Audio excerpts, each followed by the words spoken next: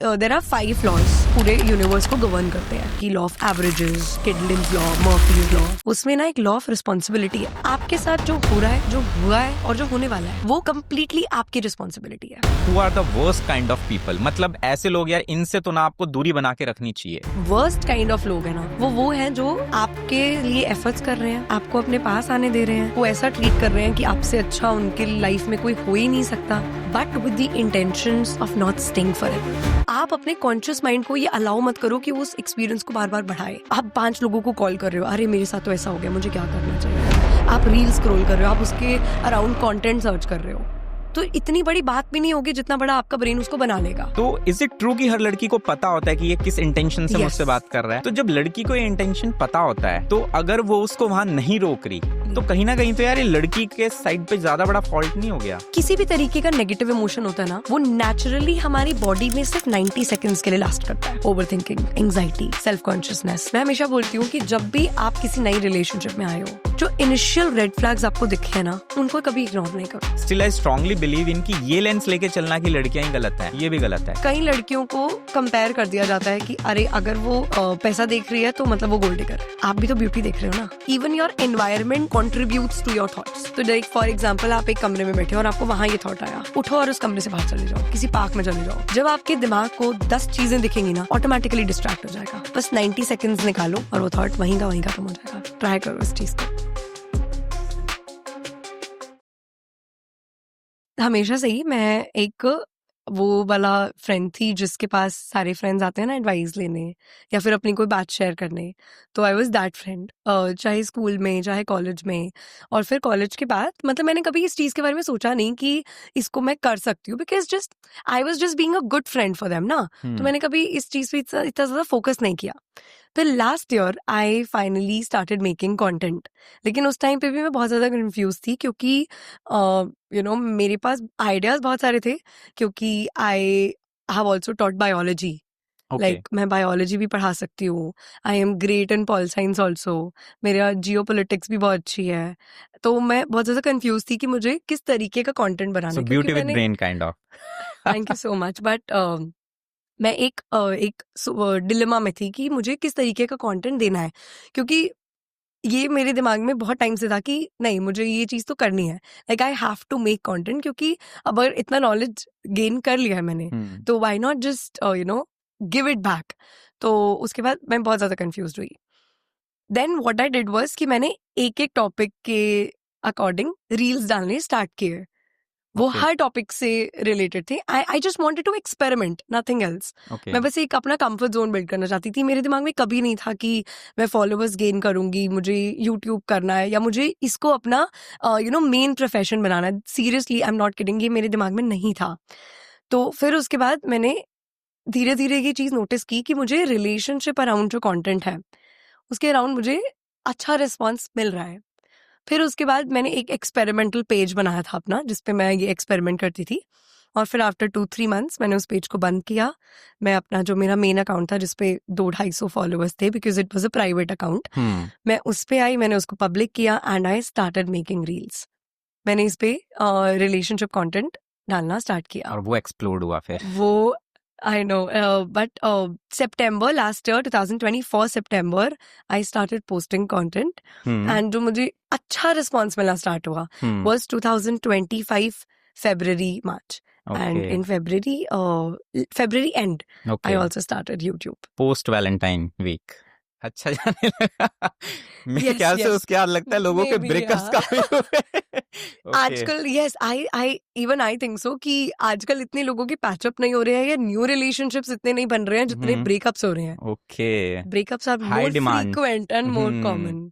आई think breakup से ज्यादा divorce हो रहे हैं। Will come to that later. True. Okay, so basically practically इसको थोड़ा सा मेरे को बताना। काफी बार ना एक इंसान, चाहे वो लड़का है या लड़की हो, ऐसा फील करता है कि यार that person is too broken, है ना, मैं किसी रिश्ते के लिए भी सही नहीं हूँ और लाइफ में कुछ भी करने का मन नहीं करता। बहुत ही लो स्टेट में फील कर रहा होता है इंसान। तो उस इंसान को आप क्या सजेस्ट करोगे? Because you have been counselling people from quite a long time now. Let us suppose I am that guy, तो हाउ विल यू प्रैक्टिकली? आप कह रहे हो कि आप बहुत ज्यादा लो फील करते हो एंड यू आर जस्ट, आप बहुत सारे लोगों से मिल नहीं पा रहे हो या बात नहीं कर पा रहे हो। हाँ मतलब मेरे को ऐसा लगता है कि मेरी सेल्फ एस्टीम बहुत लो है। लेट अस सपोज मेरा ब्रेकअप हुआ है, उसके बाद I hate everything. Yes, okay. तो मैं एक छोटी सी चीज से इसको डिकोड करने की कोशिश करती हूँ। देखो, हम एज ह्यूमंस हम 2 चीजों से बने हैं, एनर्जी एंड मैटर। मैटर हमारा फिजिकल अपीयरेंस है, हमारी बॉडी का मास, हमारी body, physical body basically. Second is हमारी एनर्जी। एनर्जी बहुत सारे फॉर्म्स में हो सकती है, इमोशंस, माइंडसेट, हमारे थॉट्स, हमारे आसपास क्या एनवायरनमेंट है, हमारे आसपास के लोग क्या है, ये सब हमारी पार्ट ऑफ एनर्जी बनते हैं। अब जब हम किसी इंसान में, किसी चीज में, किसी वर्क में, किसी भी चीज में अपने इमोशंस को इन्वेस्ट करते हैं, इसका एक ही मतलब होता है that we are investing a part of energy. अब जब हम किसी चीज को इन्वेस्ट करते हैं, what do we expect? We expect a return, right? और यहाँ पे ही गलती हो जाती है। अब जब हमको वो स्पेसिफिक रिटर्न नहीं मिलता, and let me be more specific, उस स्पेसिफिक इंसान में जहां पे हमने इन्वेस्टमेंट की है, वहां से जब हमको रिटर्न नहीं मिलता ना, तो we go into a very negative state, हम एक लो स्टेट में चले जाते हैं। अब प्रॉब्लम क्या है कि फॉर एग्जाम्पल आपकी लाइफ में कोई एक टाइम पे एक इंसान था और अब वो आपकी लाइफ में नहीं है, राइट? तो जो एनर्जी आपने वो इन्वेस्ट की थी वहां पे उस इंसान में, वो एनर्जी अब खाली है, वो एम्प्टी हो गई है, वो पार्ट, राइट? वो अब वो एनर्जी का काम क्या है? एनर्जी कहती है कि मुझे कहीं इन्वेस्ट करो, राइट? अब एकदम से आपने निकाल लिया उसको, राइट? वो एक इंसान, ऑब्वियसली लाइक रिश्ते एकदम से खत्म नहीं होते, इट इज लाइक हम बिल्डअप करते रहते हैं उस चीज को, एंड फिर एकदम से वो क्विकली खत्म होते हैं। बट अब वो एनर्जी जो है वो कह रही है कि मुझे कहीं इन्वेस्ट करो, लेकिन अब आपके पास वो इंसान ही नहीं है, तो आप उनको कहाँ इन्वेस्ट करोगे? बिल्कुल। तो इसीलिए हम वो एनर्जी नेगेटिव स्टेट में जाती है हमको लेकर। आप एक एक्सपेरिमेंट करो कि आप आधा घंटा कुछ मत करो, अपने थॉट्स के साथ बैठो। आई कैन गारंटी कि आपके दिमाग में जो थॉट्स आएंगे दे विल बी नेगेटिव। कभी आप पॉजिटिव नहीं सोचोगे। For most people it is true. That's true, right? जब तक आपकी लाइफ में कोई पर्पस नहीं है। तो अगर आपको लगता है कि आपका कहीं ब्रेकअप हो गया है, या फिर कहीं से भी आपको जो आप रिटर्न एक्सपेक्ट कर रहे थे आपको वो नहीं मिला, तो इसके लिए सबसे पहली चीज आपको करनी है टू रीडिफाइन योर पर्पस। अपना एक नया पर्पस डिस्कवर करो जहां आप उस एनर्जी को लगा सकते हो, क्योंकि एनर्जी को नहीं पता कि आप मुझे कहाँ लगा रहे हो, कैसे लगा रहे हो, या फिर मुझे तो वहीं लगना है, ऐसा नहीं है। आप उसको जहां इन्वेस्ट करोगे वो थोड़े दिन लेगी अपना कंफर्ट जोन बिल्ड करने के लिए, लेकिन वहां पे वो एनर्जी लग जाएगी, एंड फिर आप वो जहां पे पहले जो वो इंसान था या कोई जगह थी जहां से आपको एक नेगेटिव रिस्पॉन्स मिला, वहां से वो मूव ऑन हो जाएगा। This is what moving on means. Beautiful. Moving on पे आगे भी मैं बातचीत करूंगा आपसे, but that is very true. होता यही है कि इंसान, लेट अस सपोज आप डेली शाम को 2 घंटे बात कर रहे थे, ठीक है, अब एकदम से वो रिलेशनशिप टूटा, अब बातचीत नहीं हो रही, वो एक कंफर्ट जोन, चाहे वो नटखट बातें हो, चाहे इमोशनल बातें हो, चाहे अपनी दिनचर्या आप शेयर करते थे, अब वो एकदम से जब ब्लैंक हुआ, तो वो जो हॉलो पार्ट होता है वो आपको हॉन्ट करने लगता है। और मोस्टली लोग नेगेटिव डायरेक्शन में जाते हैं इस केस में। You need to give it a path कि यार वो एनर्जी है, वो टाइम बचा हुआ है, व्हाटएवर यू वांट टू से, give it a path. Great.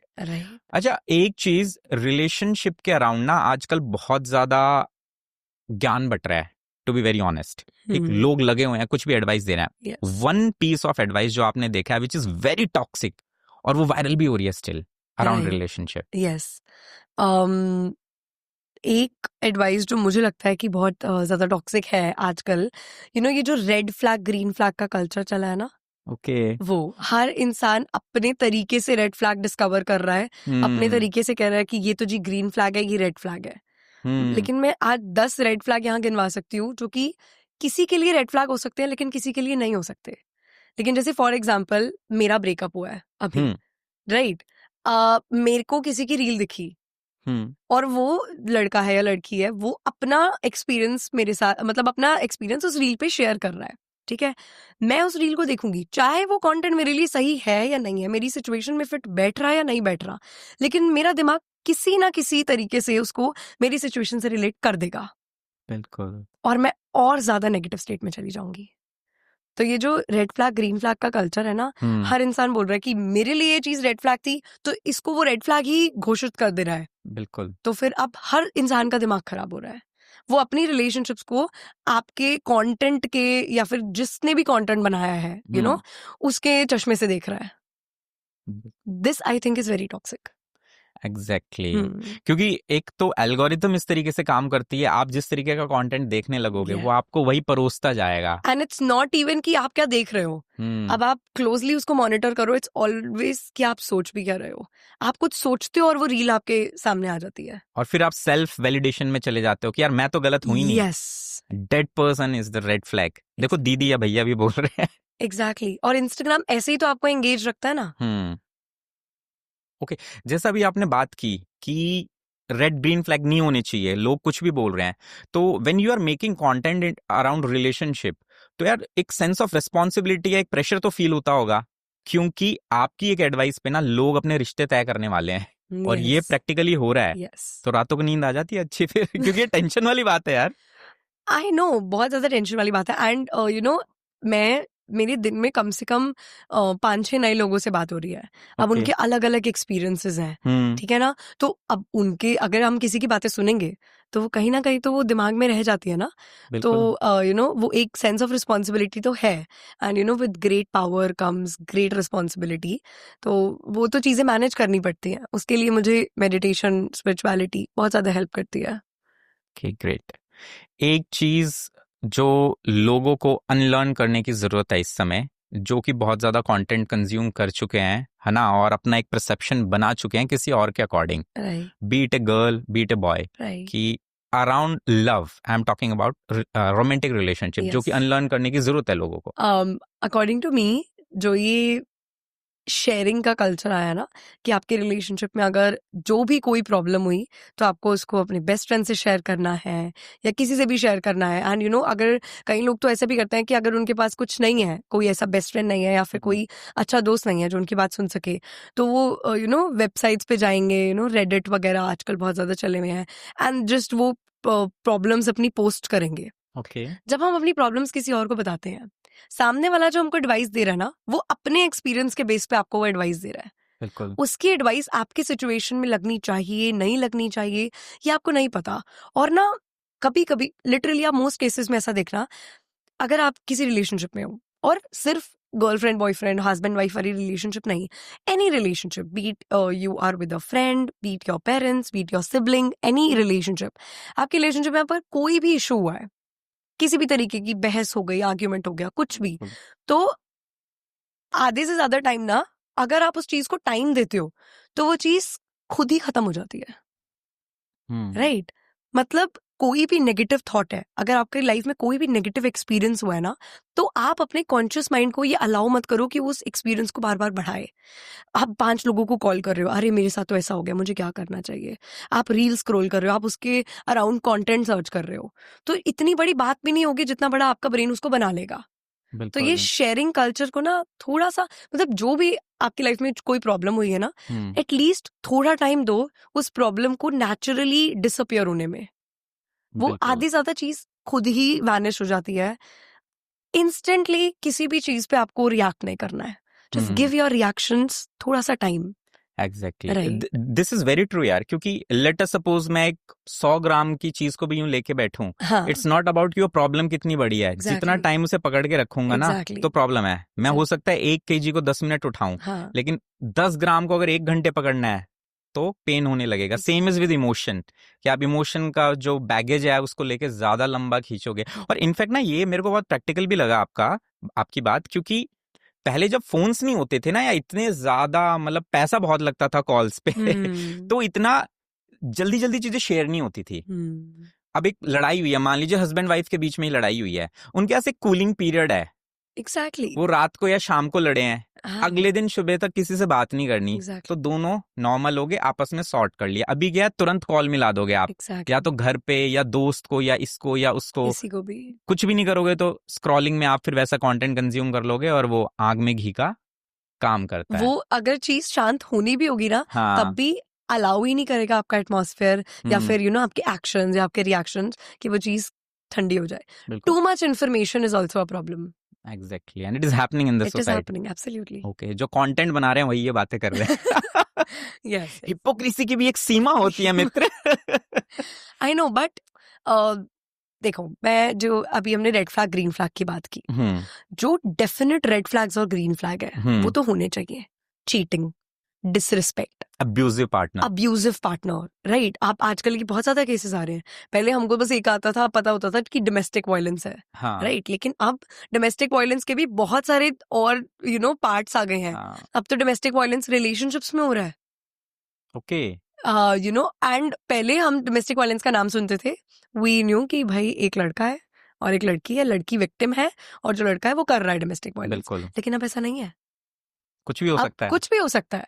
Domestic violence किसी भी तरीके में आ सकता है, वो पब्लिक प्लेस में भी हो सकता है, वो गर्लफ्रेंड बॉयफ्रेंड में। इनफैक्ट मेरे पास ऐसे क्लाइंट्स हैं जो कि they are with abusive partner.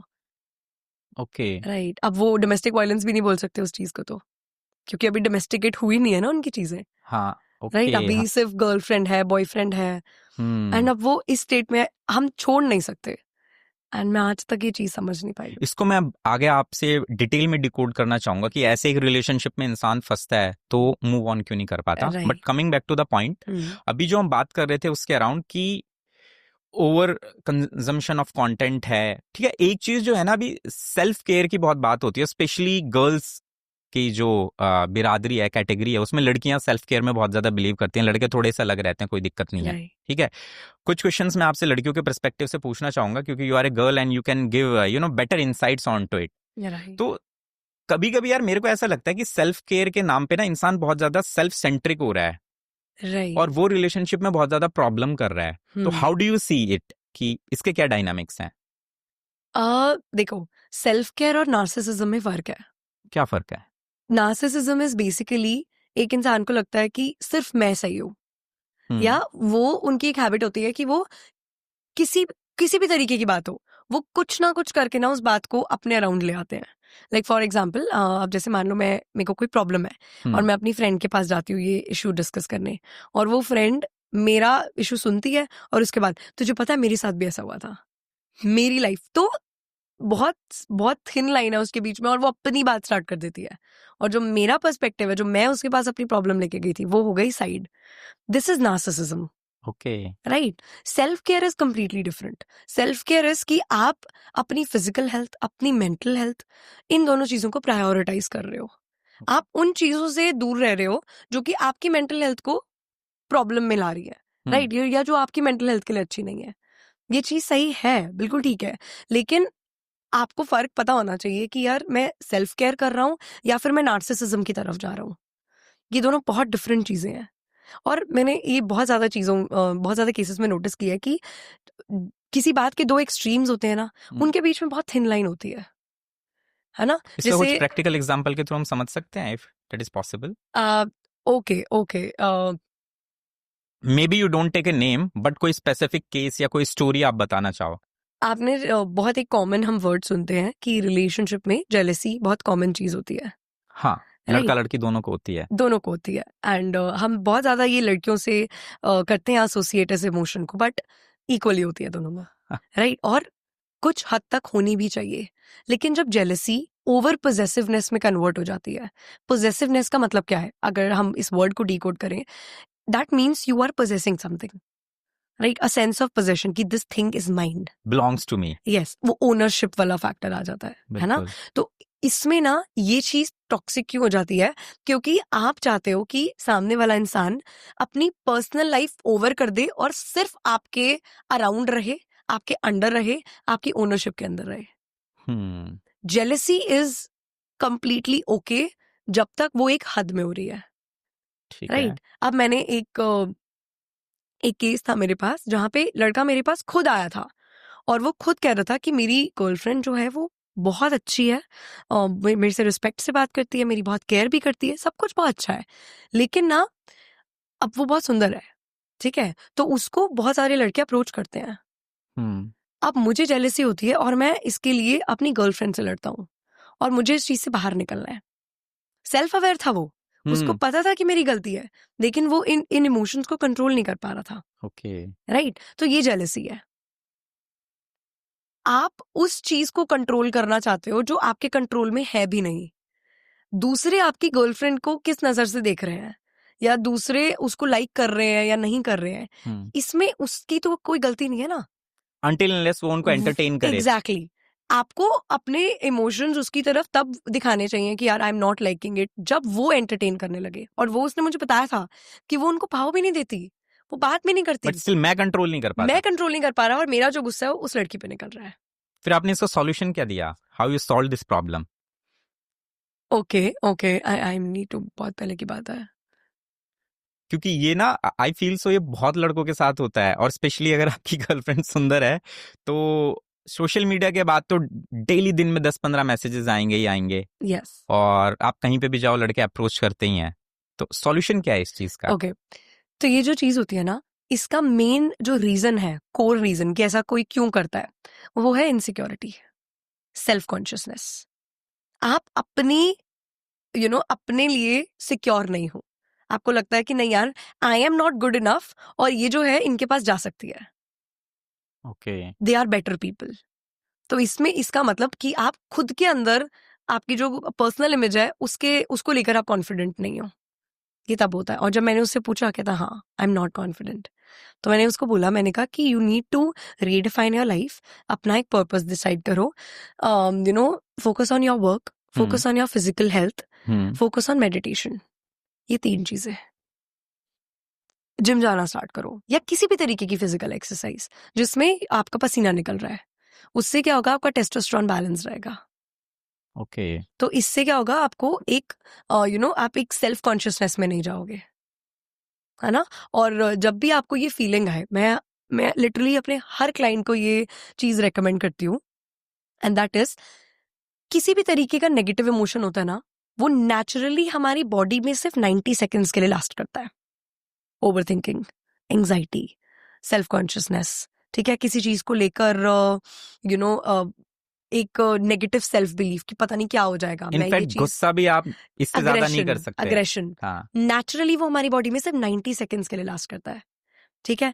तो बेसिकली अगर आप 90 सेकेंड्स में उस चीज को मैनेज कर लो, तो वो चीज आगे नहीं जाएगी। 90 सेकेंड्स के बाद हमारा कॉन्शियस ब्रेन उस फीलिंग को लेकर जाता है। मतलब मान लो आपको किसी चीज पर गुस्सा आ रहा है, किसी भी चीज पर, और लिटरली ये बात आप नोटिस करना, 99% इंसानों को गुस्सा उन चीजों पर आता है जो वो कंट्रोल नहीं कर सकते। बिल्कुल। As humans you can only control 3 things, your actions, your reactions and your attitude.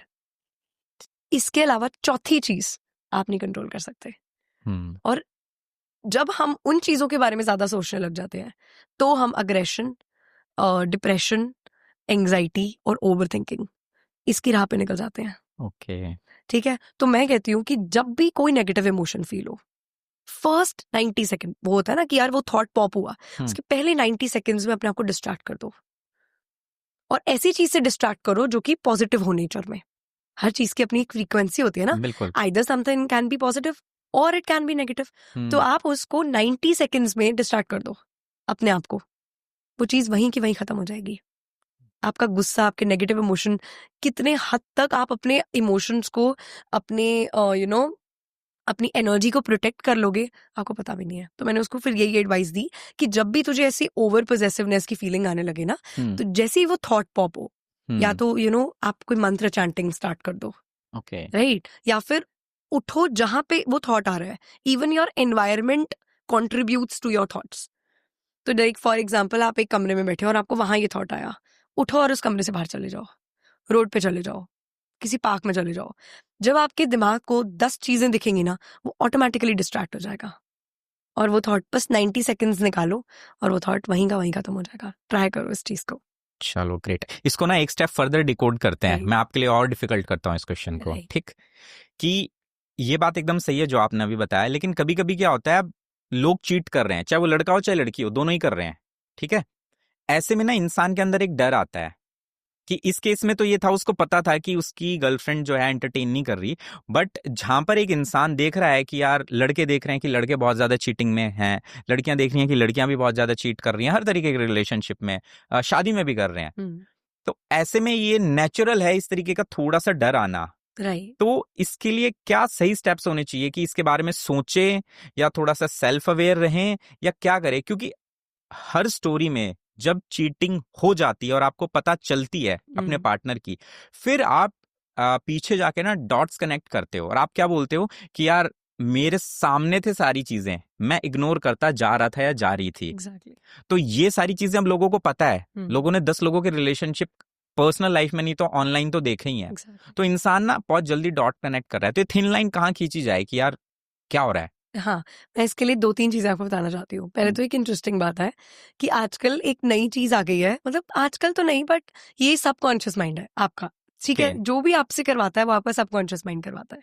तो मैंने बहुत सारे केसेस में ऐसे देखा है कि उस इंसान को आस-पास के लोगों को देखकर या अपना पास्ट एक्सपीरियंस देखकर इतना ज़्यादा ट्रॉमा था कि पार्टनर्स चीट कर लेते हैं कि that person ends up cheating himself और हरसेल्फ। उसने खुद ही चीट कर लिया ओके इन द एंटिसिपेशन कि वो पार्टनर चीट करेगा मेरा।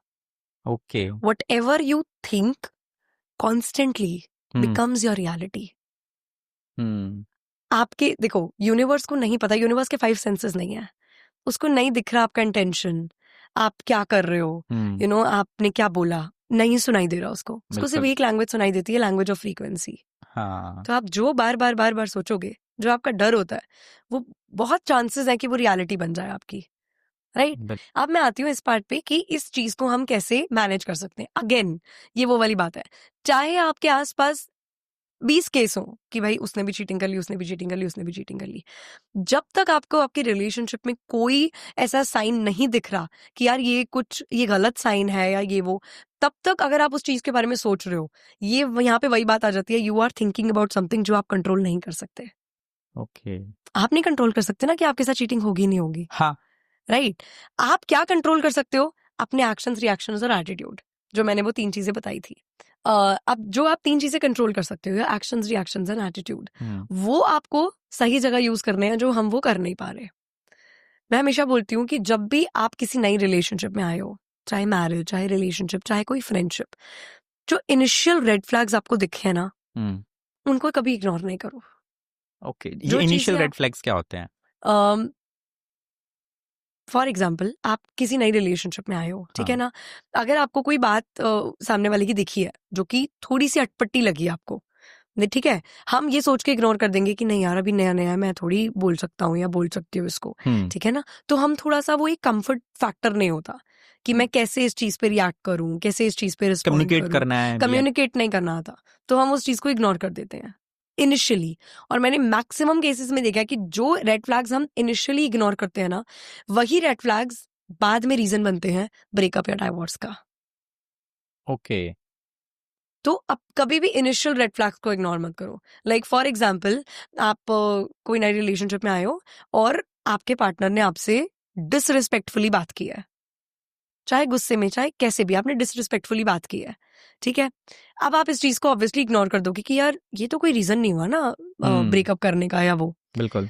अब आप उसको इग्नोर करते जाओगे एंड बाद में जब आप फेड अप हो जाओगे ना कि अब तो बहुत हो गया है, अब मुझे जाना है, disrespect will be the reason कि आप उस इंसान से ब्रेकअप लोगे या डाइवोर्स लोगे। एग्जैक्टली। तो never ignore initial red flags. अगर आपको लगता है कि नहीं यार, जो इसने मेरा पास्ट, अपने बारे में पास्ट बताया है, आपकी गट फीलिंग कह रही है कि नहीं ये कहीं ना कहीं या तो झूठ बोल रहा है या झूठ बोल रही है, ठीक है ना? या फिर अभी भी ये कई लोगों का सोशल मीडिया बहुत ज्यादा सस्पिशियस होता है, बहुत सारे ऑपोजिट जेंडर के लोग उनमें एडेड होते हैं, राइट? या फिर बहुत सारे लोगों को बहुत सारे मैसेजेस होते हैं उनके उसमें, ठीक है, जो कि चीज एंड इवन आफ्टर रिलेशनशिप वो बहुत सारे लोगों को मैसेज करते रहते हैं, नए लोगों को। ये चीजें इग्नोर करने वाली नहीं है। तो आप इनिशियल रेड फ्लैग्स को कभी भी इग्नोर मत करो, एग्जैक्टली, ठीक है? और फिर बाद में आपको कंप्लेन करना पड़ेगा कि यार मेरे साथ तो चीटिंग हो गई है, ये वो। यूनिवर्स आपको स्टार्टिंग से ही साइंस देता है हर चीज करने के। एंड अगर मान लो यूनिवर्स को आपसे कोई बात कन्वे करनी है तो आपको कॉल तो नहीं करेगा ना, साइंस ही तो देगा। बिल्कुल बस आपको इतना सेल्फ अवेयर होना है, इतना कॉन्शियस होना है कि आप उन साइंस को ग्रैब करके उन पे एक्ट कर पाओ, जो चीज आपके कंट्रोल में है। Instead of trying to control जो चीज आपके कंट्रोल पे नहीं है। नहीं है। ग्रेट। और यहाँ पर मतलब मैं क्लियर करना चाहूंगा जो भी लोग देख रहे हैं इसको, कि रेड फ्लैग्स का मतलब ये नहीं है कि आपने जो बाहर से लिया है कि किसी ने बोला था ये रेड फ्लैग्स है। आप पर्सनली उस इंसान से बातचीत कर रहे हो, आप लोगों की एक बॉन्डिंग है और आप उसके अकॉर्डिंग केस स्पेसिफिक देख रहे हो। बेसिक ह्यूमन ट्रेट्स में। जैसे मेरे पास मैंने काफी बार ये चीज सुनी है कि जो लड़के होते हैं जब उनका कंफर्ट जोन बच जाता है ना किसी लड़की से, तो उन सरकाज़म उनकी लैंग्वेज हो जाती है। हाँ यार, बहुत मजा आता है। राइट। लेकिन कभी कभार क्या होता है कि जैसे फॉर एग्जाम्पल एक कपल बैठा है, अब वो आपस में अपने कंफर्ट जोन में जैसे वो डेली बात करते हैं एक दूसरे के साथ, वो बात कर रहे हैं, साथ में लड़की की एक फ्रेंड बैठी है और लड़के ने स्पेसिफिकली कुछ बोला मजाक में, सरकाज़म में, जैसे वो नॉर्मली लड़की से बात करता है। वो लड़की को तो पता है ना कि भाई ये ऐसी है, हम तो मजाक में यही चलता है हमारा, लेकिन वो लड़की की जो फ्रेंड है वो एज अ थर्ड पर्सन उस चीज को देख रही है, तो उसको वो चीज गलत लगी कि यार ये तो डिसरिस्पेक्ट कर रहा है तेरी, या फिर ये तो देता उतनी, वो वैल्यू तेरे को टेक ऑन फॉर ग्रांटेड ले रहा है, ऐसे कैसे बदतमीजी से बात कर सकता है। तो फिर वो इसको बोलना स्टार्ट कर देगी। तो अब ये तो इस लड़की को पता होना चाहिए ना कि नहीं यार ये तो हमारा कंफर्ट जोन है, अगर मुझे कुछ लगेगा तो मैं इतनी खुद समझदार हूँ कि मैं खुद वो ले लूंगी, बट आई एम ओके। मैं भी उसके साथ कभी मजाक में कुछ ना कुछ बोल देती हूँ। अब अगर ये लड़की, जो मैं जिस कपल की बात कर रही हूँ, अगर ये लड़की समझदार नहीं हुई और अपनी फ्रेंड की बातों में आ गई, तो वो एक अच्छा खासा रिलेशनशिप खुद ही खराब कर लेगी। Exactly. This is what I mean by कि choose your own red flags. Do not let some other person choose red flags और ग्रीन फ्लैग्स फॉर यू। बिल्कुल सही। और जैसे अभी थोड़ी देर पहले हमने बात भी की थी ना कि आप कॉन्स्टेंटली जब उस चीज को सोचते रहते हो, जो नेगेटिव इमोशन आया भी नहीं है, सिचुएशन आई भी नहीं है, तो इट इज वेरी प्रैक्टिकल, क्योंकि हम क्या है कॉन्स्टेंटली जब भी कुछ सोचते हैं नए न्यूरल पाथवेज बनाते हैं। और ये साइंटिफिक भी है, चाहे अब आप इसको यूनिवर्स के वे में समझना चाहो, that is a good way, या आप इसको बायोलॉजी साइंस के वे में समझना चाहो, इट इज ऑल्सो प्रूवन कि आप कॉन्स्टेंटली वो चीज सोचते रहोगे ना कि यार मेरा पार्टनर चीट करेगा करेगा करेगा करेगा, तो उसका एक नेगेटिव इम्पैक्ट आपकी लाइफ पे आएगा, क्योंकि constantly you are feeding that emotion. And कहीं ना कहीं मैंने एक और चीज मैंने नोटिस किया विच इज वेरी इंटरेस्टिंग, क्योंकि मैंने बहुत साल ना अपने पर्सनल लेवल पे इन चीजों को लेकर रिसर्च किया है, राइट। बहुत सारी मैंने बुक्स पढ़ी हैं, सबकॉन्शियस माइंड, और सीरियसली अगर आप अपने माइंडसेट को समझ जाओ, फ्रीक्वेंसीज का गेम समझ जाओ, your life is in your hand. आप कुछ भी कर सकते हो, कुछ भी अचीव कर सकते हो, अपनी रियलिटी अपने तरीके से बना सकते हो। तो मैंने ना एक और चीज नोटिस की थी कि जिस फीलिंग के बारे में, जिस इमोशन के बारे में हम सबसे ज्यादा सोचते हैं, चाहे वो सामने वाला करे ना करे, समहाउ हमारा ब्रेन वो चीज को खुद क्रिएट कर लेता है। लाइक फॉर एग्जाम्पल, एक लड़का है जो कि कॉन्स्टेंटली सोचता है कि यार मेरी जो गर्लफ्रेंड है वो मुझ पे चीट करेगी करेगी करेगी करेगी। अब लड़की ने चीट नहीं किया, लेकिन वो किसी भी रीजन से ब्रेकअप लेके चली गई, मे बी इरिटेट हो गई इससे, मे बी इतनी ज्यादा नेगेटिविटी थी इस लड़के में, इसीलिए वो इरिटेट होके चली गई। बट ये लड़का खुद ये रीजन क्रिएट कर लेगा इसके दिमाग में कि यार वो तो किसी पे, मतलब मेरे पे चीट कर रही थी, वो किसी और के साथ रिलेशनशिप में थी, इसीलिए वो मुझे बहाना मार के छोड़ के चली गई। योर ब्रेन क्रिएट्स खुद की रियलिटी। बिल्कुल। जो आप बार बार सोचते हो वो जरूरी भी नहीं है कि वो रियलिटी में हो। लेकिन आपका ब्रेन किसी ना किसी तरीके से उसको मान के बैठ जाएगा और वो खुद क्रिएट कर लेगा। आप क्या सोचते हो और आप डेली क्या करते हो, ये आपके रियलिटी बन जाता है। जैसे फॉर एग्जाम्पल, आप पैदा हुए, आप 1-1.5 साल के हुए, 2 साल के हुए, आपके पेरेंट्स ने धीरे धीरे करके आपको ब्रश करना सिखाया। पहले वो खुद करते थे, ठीक है, फिर धीरे धीरे उन्होंने आपको सिखाया कि ऐसे ब्रश पकड़ना है, ठीक है, ऐसे ऐसे आपको करना है, आपने सीख लिया थोड़े टाइम तक। उसके बाद आपको ये करने की हैबिट लग गई। अब आपको सुबह उठ के ये डिसीजन नहीं बनाना पड़ता कि यार मेरे को करना है नहीं करना। बिल्कुल। अब आपकी वो मसल मेमोरी बन चुकी है, राइट, क्योंकि आपने बहुत ओवर टाइम तक उसको एवरीडे किया है। तो अब वो आपकी रियलिटी है। आपको खाना खाने के बारे में सोचना नहीं है, आपको नहाने के बारे में सोचना नहीं है। This is what you do every day. तो जो आप एवरी डे करते हो ना, वो पार्ट ऑफ योर एनर्जी बन जाता है। अगर कोई इंसान डेली बैठकर ओवरथिंक कर रहा है, नेगेटिव चीजों के बारे में सोच रहा है, तो आप कैसे एक्सपेक्ट कर रहे हो कि भाई उसके साथ कुछ अच्छा होगा या फिर उसकी रियलिटी इससे ऑपोजिट बनेगी। जो वो चीज डेली कर रहा है वही तो उसके सामने आएगा ना। This is what you do. Okay, moving on, एक चीज जो मैं आपसे पर्सनली समझना चाहूंगा कि आज के दिन सोसाइटी में फेमिनाइन एनर्जी जो है उसके अराउंड जो मोस्ट मिसअंडरस्टूड कॉन्सेप्ट आपको लगता है वो क्या है? क्योंकि फेमिनाइन बहुत ज्यादा डिस्टॉर्टेड हो चुका है, हर किसी की अपनी एक डेफिनेशन है, ठीक है, और कहीं ना कहीं फीमेल्स को बहुत जल्दी जज भी कर लिया जाता है। कुछ केसेस में नो डाउट फीमेल्स गलत भी बहुत है, लेकिन अभी ना एक ऐसा लेंस पहन के लड़के घूम रहे हैं कि हर लड़की गलत है, हर लड़की गलत है, जो कि इक्वली गलत मेरे को लगता है। दो मैं वो इंसान हूं जो कि लड़कियों के या के गलतियों को बहुत हाईलाइट भी करता है, मेंस राइट की मैं काफी बात करता हूं, मैंने इस तरीके के पॉडकास्ट किए हैं। Still I strongly believe in कि ये लेंस लेके चलना कि लड़कियां ही गलत हैं, ये भी गलत है। तो आपके हिसाब से वो कौन सा फेमिनाइन वो है जो सबसे ज्यादा मिसअंडरस्टूड है इस समय सोसाइटी में? Right, okay. मैं एक चीज बताती हूँ कि आजकल लड़कियों को जो सबसे ज्यादा टैग दिया जाता है वो दिया जाता है गोल्ड डिगर का।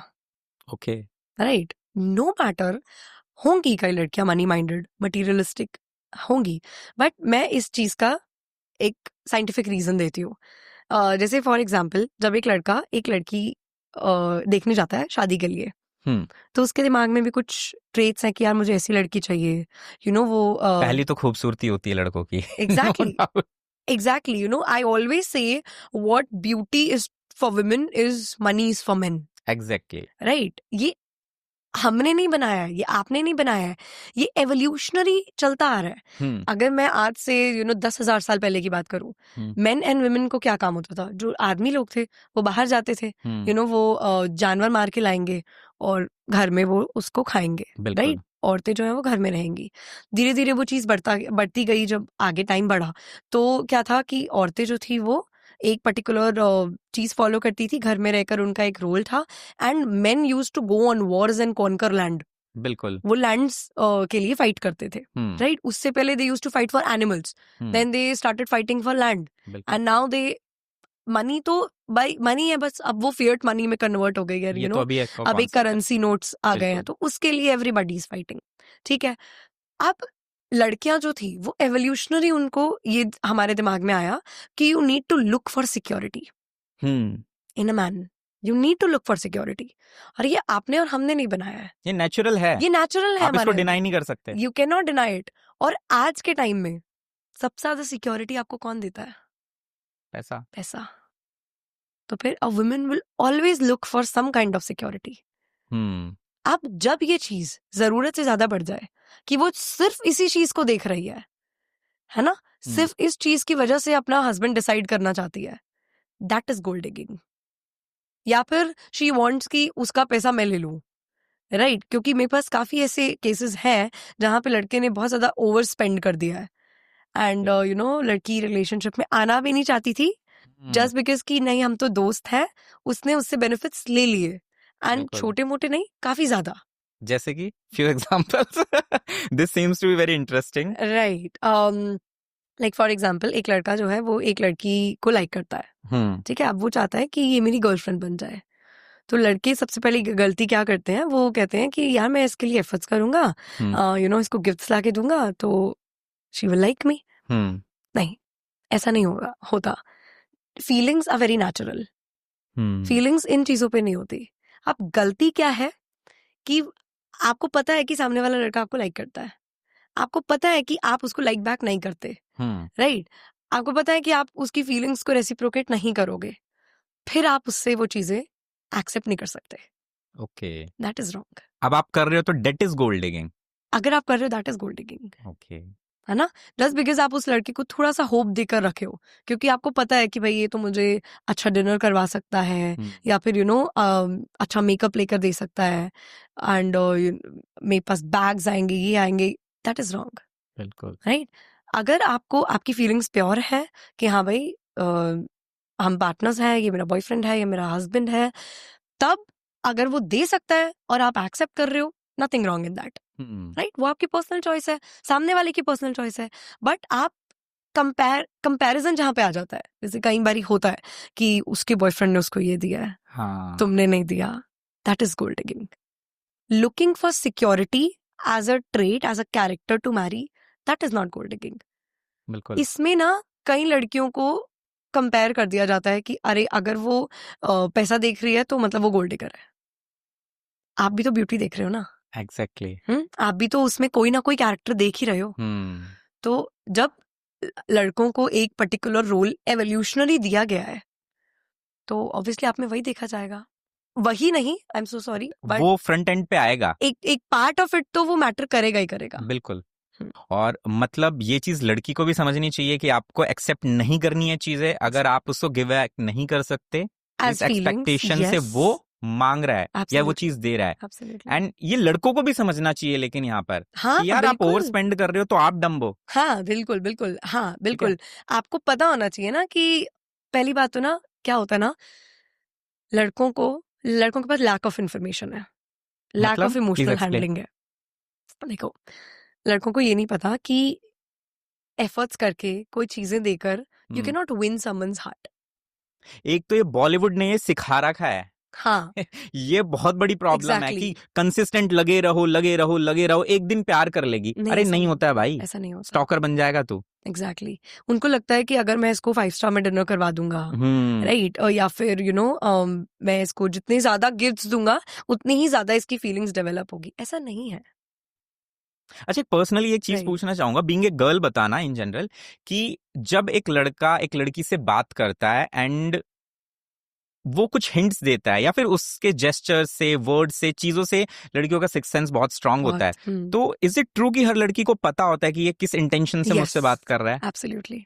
तो जब लड़की को ये इंटेंशन पता होता है, तो अगर वो उसको वहां नहीं रोक रही और चीजें फिर आगे बढ़ने दे रही है, तो कहीं ना कहीं तो यार ये लड़की के साइड पे ज्यादा बड़ा फॉल्ट नहीं हो गया?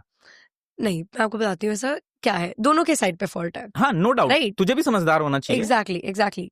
लड़की की साइड पे कभी कभार क्या होता है ना, हम ये चीज सबकॉन्शियसली करते हैं, हमको अच्छा लग रहा होता है कि हमको अटेंशन मिल रहा है, हमको नहीं, कई लड़कियों को अच्छा लग रहा है जैसे कि मुझे अटेंशन मिल रहा है, मेरे से कोई 24 घंटे बात कर रहा है, मुझे चाहिए कि कोई मुझे बॉयफ्रेंड्स वाली क्वालिटी दे लेकिन मुझे कमिटमेंट नहीं देना। राइट, जब आपके ऊपर वो प्रेशर आता है ना कि यार ये तो इसने तो प्रपोज कर दिया, तब वो उनको लगता है कि नहीं यार ये तो मैं नहीं कर सकती, फिर वो एकदम से मना कर देती हैं। और फिर लड़के को लगता है कि यार इतना एफर्ट्स वेस्ट करवा दिए तो पहले ही रोक देती। हर कोई इतना ज्यादा ब्लंट नहीं होता ना, हर किसी को रोकना नहीं आता, आप नहीं कर सकते हो हर किसी से ये चीज एक्सपेक्ट। एग्जैक्टली है ना। और मैं हमेशा बोलती हूँ, मेरे पास जितने भी क्लाइंट्स आते हैं सब बोलते हैं अरे उसने क्यों करा, उसको पता होना चाहिए था।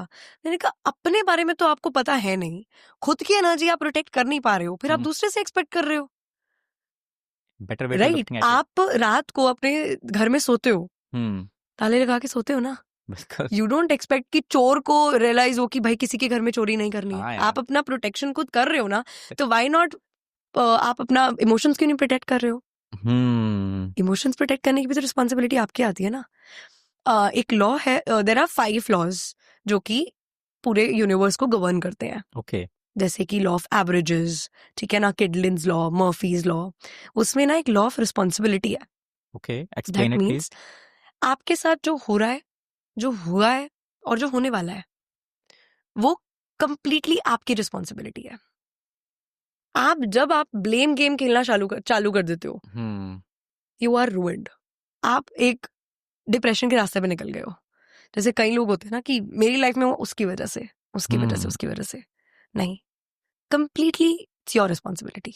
आपके साथ जो भी हुआ है आप रुक सकते थे, आपको अपनी एनर्जी खुद प्रोटेक्ट करनी आनी चाहिए थी। राइट। और I always say this to my client कि जैसे मेरे पास बहुत सारे क्लाइंट आते हैं, मैं उनको स्पिरिचुअलिटी रेकमेंड करती हूँ, मेडिटेशन रेकमेंड करती हूँ, तो mostly people are into this. लेकिन कई लोग कहते हैं नहीं हमारा तो जी भगवान से भी भरोसा उठ गया, उन्होंने हमारे साथ गलत किया। राइट। तो मैं हमेशा उनको कहती हूँ कि गॉड या यूनिवर्स, जो भी आप उसको बोलना चाहो, नाम जो भी देना चाहो, वो कभी भी फर्स्ट स्टेप नहीं लेता। God never takes the first step, he always takes the second one. पहला स्टेप आपको लेना पड़ता है। वो आपके लिए कुछ करते नहीं है, आपकी हेल्प करते हैं।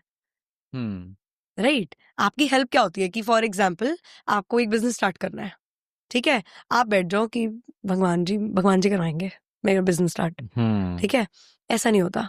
आप फर्स्ट स्टेप लो, आपको चाहिए 1 लाख रुपए, आप 50,000 जोड़ो, अपनी एंड तक मेहनत लगाओ, 50,000 रुपए जोड़ो, बिल्कुल। बाकी के जो 50 है उसमें गॉड आपकी हेल्प करेगा, उसमें यूनिवर्स आपकी हेल्प करेगा। That's where you listen the stories की लोग बोलते हैं कि यार मुझे नहीं पता था कैसे हुआ, आई exactly was working around it, और वो तो ऑल ऑफ सडन पता नहीं आउट ऑफ द ब्लूज हुआ। Exactly exactly, I felt it in my business, ये चीज होती है। एग्जैक्टली। आप गॉड से फर्स्ट स्टेप एक्सपेक्ट नहीं कर सकते हो। ऐसे बोलते हैं अगर होनी ही नहीं थी वो चीज तो भगवान ने या डेस्टिनी ने उस लड़की को मेरी लाइफ में भेजा ही क्यों? तूने आने दिया था मेरे मित्र। आपने आने दिया, आपकी एनर्जीज थी, आपने खुद अट्रैक्ट किया, राइट? कुछ लोग हमको सिर्फ एक लेसन और एक, पहले आप पूछो देन वी नहीं बिल्कुल। अभी जो एक चीज आपने बोली ना, बीइंग रिस्पॉन्सिबल, ये जो भी लोग स्पिरिचुअलिटी को सिर्फ सोशल मीडिया पे फॉलो नहीं कर रहे, जिन्होंने 2-3-4 साल इस पे स्पेंड किए हैं, वो बहुत अच्छे से रिलेट कर सकते हैं कि आप चाहे किसी भी तरीके से स्पिरिचुअलिटी से कनेक्ट हो, आप किसी भी धर्म से हो, एक चीज आपको बेसिक सबसे पहले सीखना पड़ेगा कि you are responsible for everything. Exactly. And by responsibility का मतलब ये नहीं है कि यार वहां मान लो एक एक्सीडेंट हो गया तो मैं प्रैक्टिकली उसके लिए रिस्पॉन्सिबल हूं। Responsibility means being able to respond, कि जो भी हो चुका है ना, it has already happened. Yes. अब आप उस पर रिस्पॉन्ड क्या करोगे, exactly. वो आपके हाथ में है। Reaction, coming back to that point, कि अब इस पे गुस्सा करना है, इस पे शराब पी के देवदास बन जाना है, या फिर इसको ठुकरा के मेरा प्यार इंतकाम देखेगी। Yes, that happens. बहुत बड़ी टाइम ऐसा होता है। ग्रेट। चलो, like you have a big clientele, आप लोगों को बहुत हेल्प कर रहे हो। कभी लाइफ में ऐसा हुआ है कि आपने किसी को कोई सजेशन दिया हो और वो बैकफायर्ड किया हो कि यार व्हाट? टू बी ऑनेस्ट अभी तक तो ऐसा नहीं हुआ। छोटा मोटा कभी कुछ नहीं हुआ अभी ऐसा। आई एम नॉट किडिंग, अभी तक ऐसा नहीं हुआ। ओके। क्योंकि जो मेरे पास लोग आ रहे हैं ना, राइट, वो कोई मोस्टली जो मेरा क्लाइंटेज है ना, उनका ब्रेकअप ऑलरेडी हो चुका है, या फिर ऑलरेडी वो एक लाइफ में एक मुश्किल टाइम से निकल रहे हैं। ओके। बस उनको मेरी हेल्प चाहिए to get a direction, right? और मैं जो चीजें उनको सजेस्ट कर रही हूँ वो बैकफायर कर ही नहीं सकती आपको। वो बहुत प्रैक्टिकल है, बहुत प्रैक्टिकल है। आप हाँ, ये हो सकता है। देखो फॉर एग्जाम्पल अभी इस टाइम पे I have 600+ clients, big number, right? कुछ पहले मुझे ऐसा होता था, जब मैंने ये चीज स्टार्ट की थी ना, तो मेरे दिमाग में होता था I need to help everybody. But धीरे धीरे ये चीज आई कि अगर आप 100 लोगों से बात कर रहे हो एक महीने में, तो आप मैक्स टू मैक्स 60 से 70 की ही हेल्प कर सकते हो जिनको फर्क पड़ेगा। उसमें 30-40 ऐसे भी लोग होंगे जो आपकी दी हुई एडवाइसेस को नहीं फॉलो कर पाएंगे, या फिर वो अभी उनकी प्रॉब्लम जो है वो डेवलपमेंट स्टेज पर है। प्रॉब्लम भी डेवलप होती है, राइट? वो डेवलपमेंट स्टेज पर है और वो उनको अभी एक डायरेक्शन नहीं मिली है, तो you somehow have to make your peace with it, right? तो अभी जो मैं चीजें बता रही हूँ कि भाई अपना पर्पस दोबारा ढूंढो, वेट लिफ्टिंग स्टार्ट करो, मेडिटेशन करो, ब्रेथ वर्क्स करो, ठीक है, ये सब चीजें, या फिर जस्ट बेसिकली कई लोग होते हैं कि बस हमारी बात सुन लो, वो चीजें आपको बैकफायर नहीं कर सकती। एक जनरल सेंस ना लोगों में होना चाहिए। So as per a relationship counsellor, what do you feel, who are the worst kind of people? मतलब ऐसे लोग यार, इनसे तो ना आपको दूरी बना के रखनी चाहिए। Right, okay. मैंने इस पे अभी थोड़ा एक कंटेंट भी लिखा था। Okay, right. मुझे ऐसा लगता है कि देखो रेड फ्लैग्स बहुत तरीके के होते हैं। लोग चीट भी कर रहे हैं, ठीक है, लोग मार पिटाई भी कर रहे हैं, डिसरिस्पेक्ट भी कर रहे हैं, ठीक है ना, और एक सिचुएशनशिप की कंडीशन में आपको रख रहे हैं, क्लैरिटी नहीं दे रहे बेसिकली। ये बहुत सारे हैं। लेकिन मुझे जो लगता है जो वर्स्ट काइंड ऑफ लोग है ना, वो हैं जो आपके लिए एफर्ट्स कर रहे हैं, आपको अपने पास आने दे रहे हैं, आपको ऐसा ट्रीट कर रहे हैं कि आपसे अच्छा उनके लाइफ में कोई हो ही नहीं सकता। इतना ज्यादा क्लोज आ रहे हैं, दिन रात आप उनसे बात कर रहे हो, वो भी आपसे सेम इक्वल इंटेंसिटी से बात कर रहे हैं, but with the intentions of not staying forever.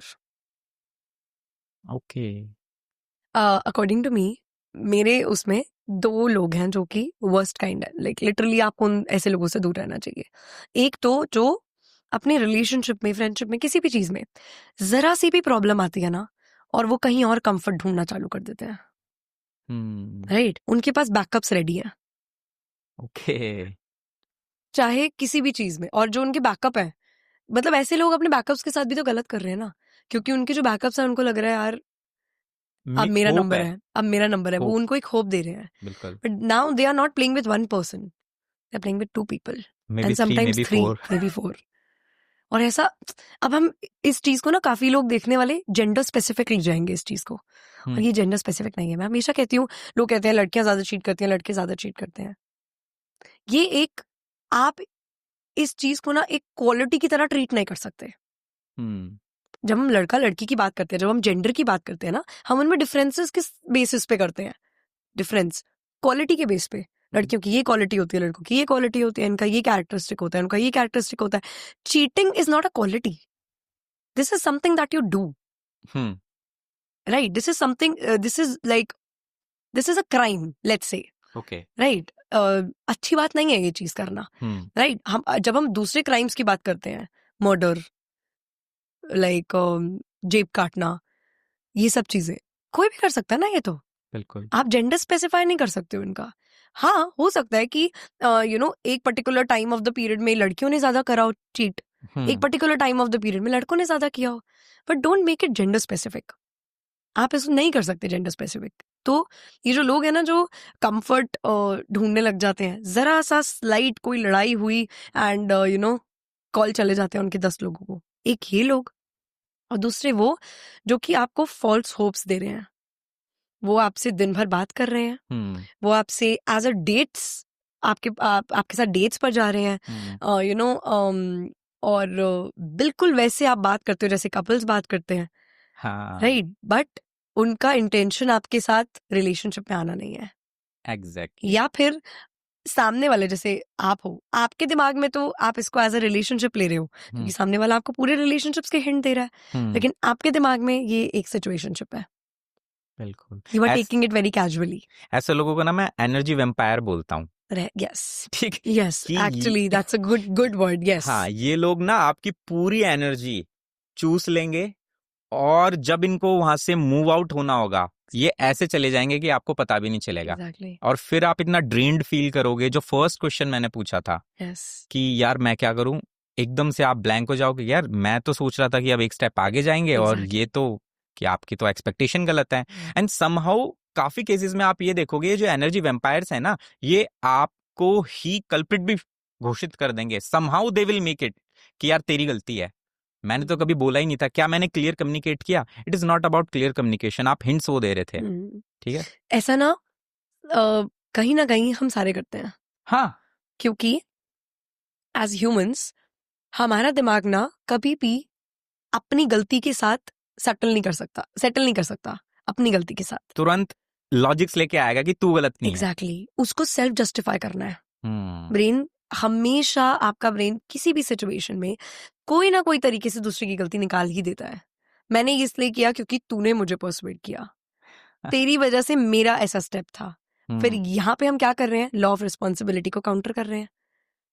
And law of responsibility को काउंटर करने का मतलब है we are going against nature. जब इंसान नेचर के अगेंस्ट गया है, लंका लगी है, बेड़ा गर्क। जब आप नेचर के अगेंस्ट, चाहे वो एनवायरमेंटली हो, चाहे वो इमोशनली हो, चाहे आपके रिलेशनशिप्स में हो, चाहे करियर वाइज हो, जब आप नेचर के अगेंस्ट गए हो, बिल्कुल, तब ये चीजें हुई है। अब जैसे काफी केसेस में हम देख रहे हैं कि जो जेंडर के रोल्स हैं वो भी रिवर्स होते जा रहे हैं। आई होप आज के पॉडकास्ट में आपको बहुत मजा आया होगा। इस पॉडकास्ट का आपको बेस्ट पार्ट क्या लगा वो मेरे को कमेंट सेक्शन में जरूर बताएं, और सब्सक्रिप्शन बटन पे प्लीज क्लिक करें, क्योंकि आपका एक सब्सक्रिप्शन हम लोगों को बहुत मोटिवेट करता है, ताकि हम ऐसे ही अच्छे अच्छे गेस्ट को बुलाएं और इस तरीके का क्वालिटी कंटेंट जो आपको इंटरेस्टिंग भी लगे और आपकी लाइफ में कुछ पॉजिटिव इम्पैक्ट भी डाले, वो बना सके। सो स्टे ट्यून, अगले एपिसोड में फिर से मिलते हैं, तब तक के लिए नमस्कार।